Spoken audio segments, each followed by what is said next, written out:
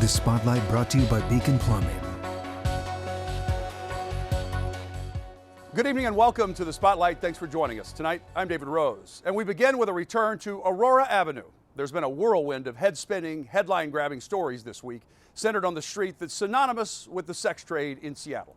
The first of those involved a Seattle woman who the FBI says was kidnapped from Aurora Avenue, raped, and locked in a homemade dungeon hundreds of miles away in Oregon. Yet, she still managed to find the strength to set herself free and go find police.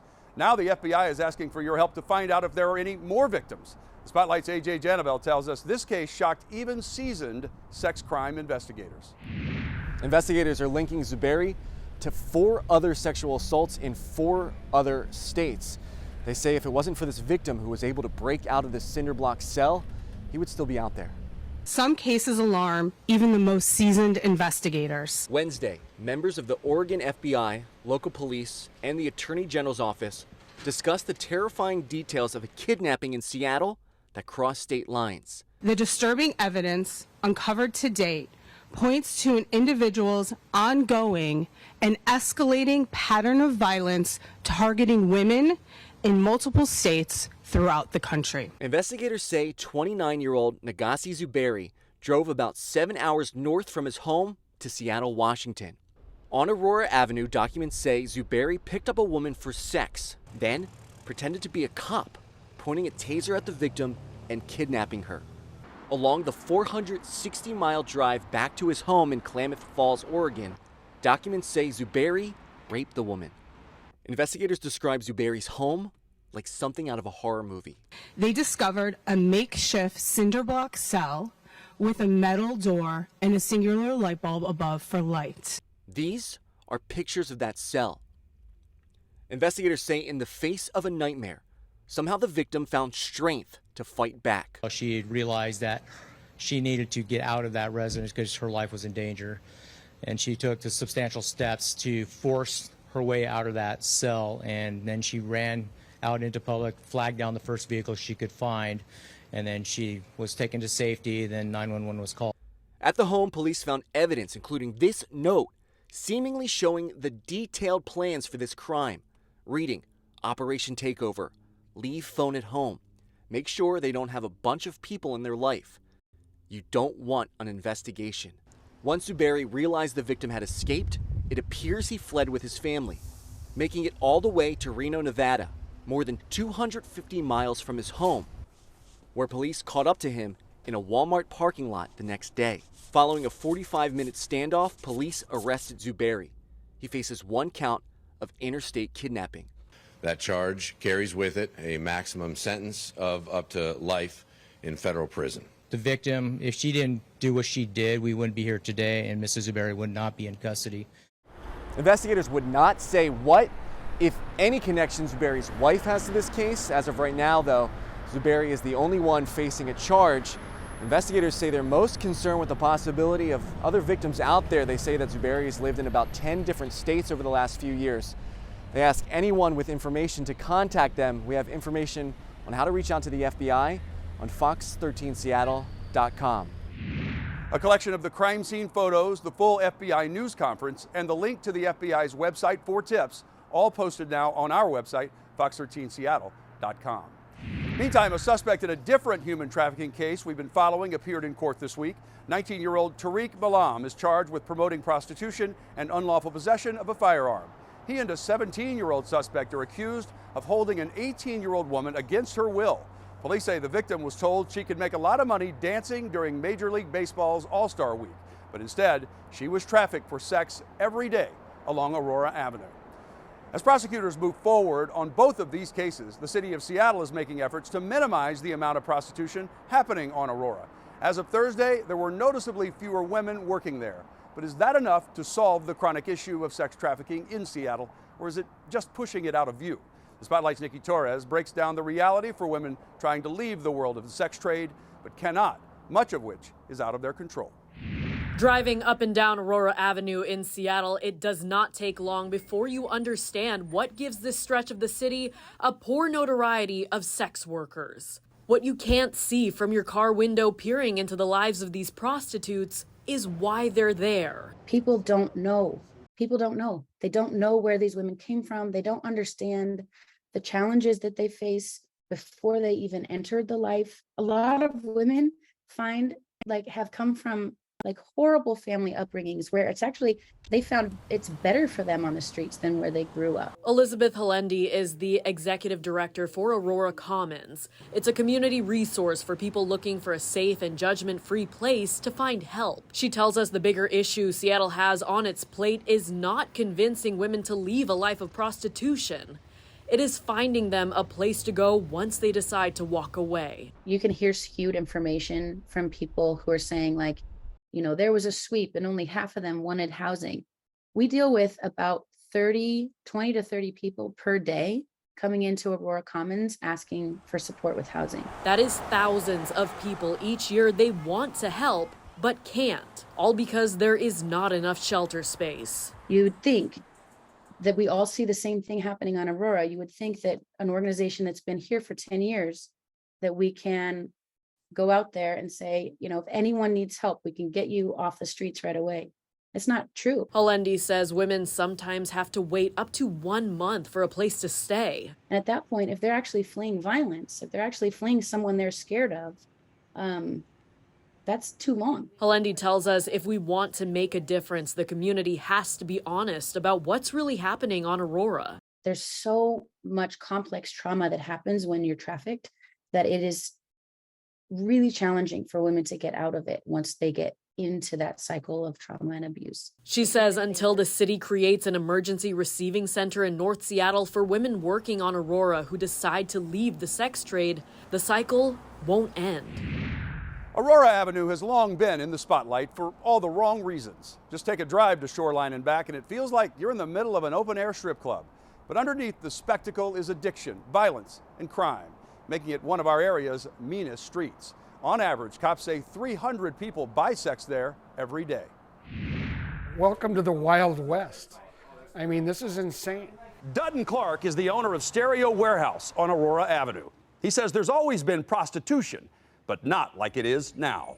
I've got girls out front that are naked walking by the store. This is a family business. And they're everywhere you look, just about any time of day or night. There was a line up there on Saturday of cars waiting for prostitutes. It was like they were at the drive-in window at Jack in the Box. It was just insane. What concerns him the most, though, is the drug dealing and violence that goes along with the prostitution. Most people, oh, those poor girls, they're being taken advantage of. There's a few like that, but most of the girls up here are career prostitutes. They're from out of state, they are criminals, and they will rob you. That's exactly what happened in a case I helped Seattle police solve in 2020. This girl was 16 years old. She was getting guys to pull over, right? And then two guys would run up and carjack him and rob him. Bro, let me on my phone. I need to back up. Back up. I'm going to take your car. All right. So anyway, she got caught for robbery, and then the other two guys got caught too. And that was just a couple of years ago, right here on Aurora. So there's all kinds of shenanigans that go on down here. Street prostitution increased after 2018, when federal authorities shut down websites advertising sex, like Backpage.com. Advocates say most of these women are just trying to survive. We should never be desensitized to the fact that, our population, our community members are being trafficked right in front of us. Supervisory Special Agent Jamie McFarland is with Homeland Security Investigations. She and the outreach team are working the strip, not to make arrests, but to help the women, handing out bags of essential items and offering them a way out if they want it. We're there to hear their story and support them. But would they be willing to share it? I took the pedestrian bridge over Aurora Avenue and approached multiple women. Good. Give me a story on the nightlife on Aurora. We're doing a documentary. You want to talk to us? I'm a college student. She says getting her degree will help her escape this life. Yeah. You feel safe out here, though? Sometimes a lot of crazy stuff happens. Yeah.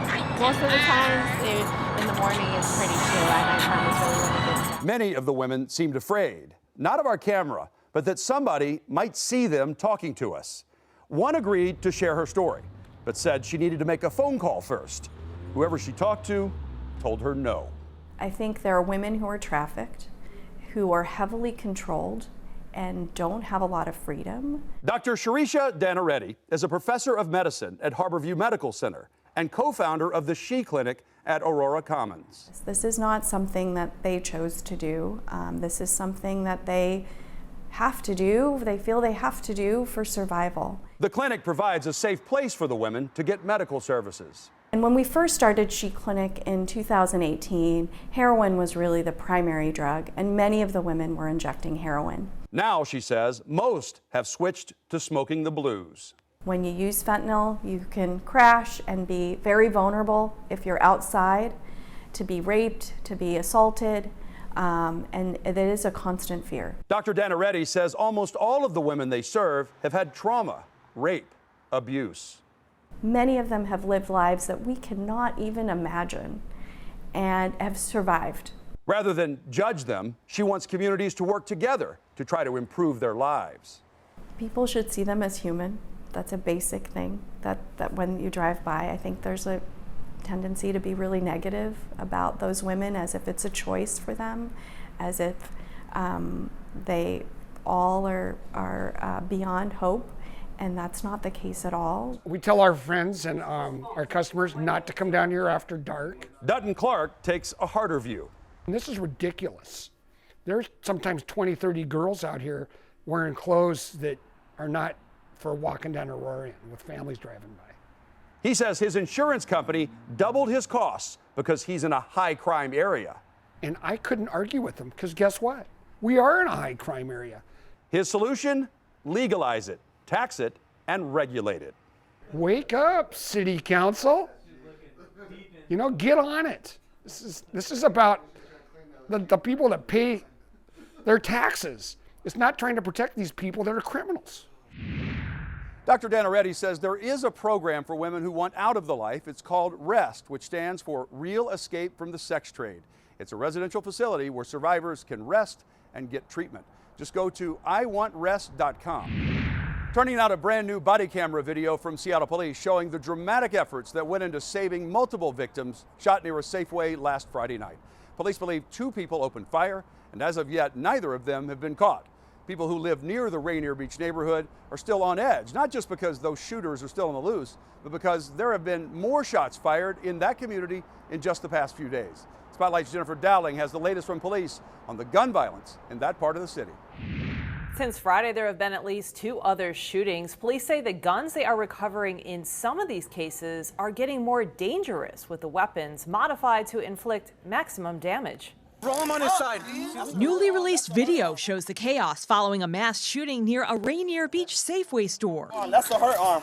Police say at least 2 people opened fire, injuring 5, the bullets flying towards a group of volunteers who regularly offered food and resources to youth and those in need. We're going to need additional units like... Witnesses reported hearing dozens of rounds fired. And we heard about 20 to 25 gunshots. And within about a minute and a half, we heard a ton of sirens. Yeah, it was a crazy, chaotic scene when we arrived. Police Chief Adrian Diaz told residents at the South Precinct Advisory Council meeting it was an especially heinous crime, as volunteers who were trying to stop community violence were victimized themselves. And their community event is interrupted with violence, and not just, a couple rounds, but literally dozens and dozens of rounds in that community. And there have been more shootings in this area. A couple days ago, South Precinct Commander and Acting Captain Rob Brown said a person was shot in the buttocks. And Wednesday, a manhunt was underway after car thieves opened fire, damaging a window while trying to flee. The owner observed the attempted break-in and then proceeded to chase the 3 suspects. Chief Diaz says in the last 6 weeks, there have been 29 arrests, with 23 handguns recovered and 3 rifles. One of the things that we're seeing is that some of the handguns are being switched into automatic guns. And that is what's creating a lot more rounds being fired and a lot more destruction. And we are recovering stuff that we hadn't seen before, what we refer to as a 50-round drum magazine, which is 50 rounds that are fired in it looks like a Tommy gun style magazine. Diaz says a mobile precinct will be located in the Rainier Beach area through the end of summer, and SPD will staff patrols there as well. I mean, we are not just seeing, people that are shot and injured and sometimes resulting in death, but we're also just seeing the trauma that actually occurs in this community. Chief Diaz says some of the violence that's occurring in the Rainier Beach community is spilling over from Auburn, Kent, and Tukwila, and vice versa, which he says makes it very important to work with other agencies to stop the violence. A bold break-in caught on camera. Two unmasked men are seen busting through the window of a mosque in Kent and stealing hundreds of dollars. The Spotlight's Alejandra Guzman spoke with several people associated with the mosque, and she says they're asking for help to identify these men. Their daily prayer uninterrupted, even hours after their place of worship was violated. They broke this, you can kind of see so they've kind of broke the hedge over here. This was taken out. Motion detecting cameras getting a clear image of the two men. One kind of went this way first, but the other one calls him over that, hey, come this way.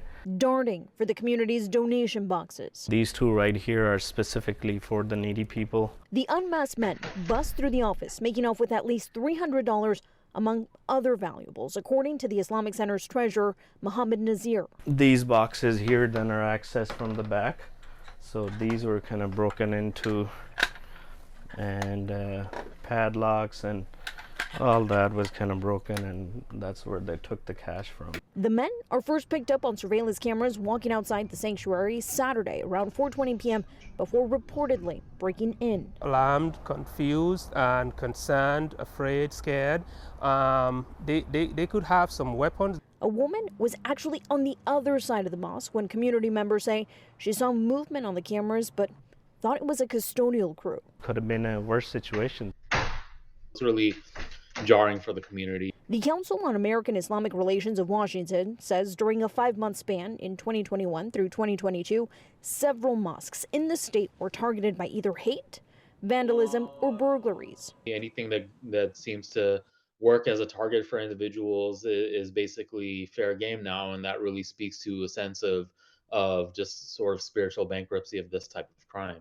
However, they say this violation of their spirituality has only strengthened them as a community. There is no space for it in the community. I think they should turn themselves in and get the help they need. Alejandra Guzman reporting there. The mosque has alerted Kent police, who are currently investigating. They urge anyone who recognizes the men to contact the department immediately. Xavier Gayton is the name of the 14-year-old who was hit and killed by the Seattle Center monorail. The deadly incident happened Sunday night downtown. Investigators say he was on the roof of a building spraying graffiti. His mother tells the Spotlight's Frankie Thompson she wants her son to be remembered at his best. He was received as such a kind, loving, generous, funny, goofy, creative, fun, vibrant, fearless young man. Remembering Xavier Gayton for who he was, not what happened to him on July 30th, 2023. It's the night Allison Gardner lost her youngest son. The news was so deeply painful and shocking, it's not even something I can really describe. Seattle police say the 14-year-old climbed to the roof of a downtown building at 5th and Denny Way. He was spray painting graffiti near the tracks of the Seattle Center monorail when he was hit and killed. He had a passion and a desire to do something, and unfortunately, he just really didn't think it through. A talented artist, but the risk involved with graffiti is a conversation Gardner says she often had with Xavier. Even though he was warned many times of the dangers and illegality of doing graffiti on the street, like most teenagers, I don't think he fully grasped the reality or the danger of that. He was born in Washington and grew up in Arizona. Gardner says Xavier was visiting for the summer to channel his artistry into something creative. He loved fashion, and so that was something that he was wanting to explore up here in Seattle. He was doing an internship for a local company. He was learning how to screen print. So he was just at the beginning of kind of figuring out what he loves and maybe what he could do with that as far as furthering his education and a career. An art form that fueled Xavier's passion, even in his final moments. Most of us get an opportunity to grow up and learn from our mistakes. And in this case, the real tragedy is that he doesn't have that opportunity. Reports of illegal tagging in Seattle have jumped more than 50% since 2019, and now a new partnership is expected to help the city remove graffiti and tagging. Mayor Bruce Harrell recently relaunched the city's graffiti abatement program. It's teaming up with Uplift Northwest, an organization that hires people experiencing homelessness or people who are living in poverty. The CEO says after attending a workshop and getting some on-the-job training, workers will be ready to go. So to be a part of a program where we're reviving, reactivating, re-energizing the city, and then at the same time transforming lives. Folks who come to us, you talk to the folks that are actually on these crews, they are excited. Uplift Northwest participants can also get certifications on everything from safety management to hazmat and even truck management. Well, that's all the time we have on this edition of The Spotlight. Until next week, be smart and stay safe.